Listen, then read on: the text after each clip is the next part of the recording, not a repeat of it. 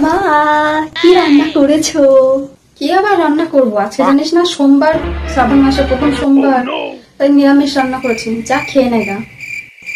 ও, সোমবার নিরামিষ। ঠিক আছে, কোনো ব্যাপার না, খেয়ে নেবো। ওকে, বাই। একটা জিনিস গুছিয়ে রাখবে না। মা, আজকে কি রান্না করেছো মা?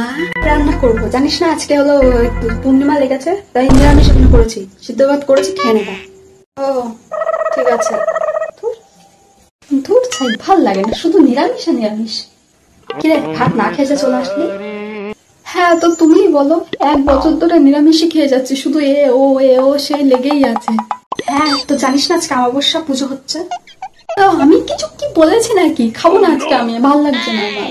না খেলে আমার কি? মা, আজকে কোন খুশিতে তুমি নিরামিষ করেছো?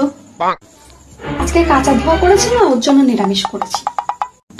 ও, কাঁচা ধোয়া করেছো তা না, নিরামিষ খেতে হবে।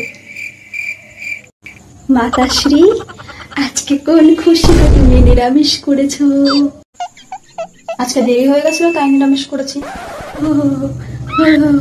দেরি হয়ে গেছিল আমার মায়ের, তাই আমার মা নিরামিষ করছে। বাহ মা, আজকে কোন খুশিতে আমাদের বাড়িতে নিরামিষ হয়েছে?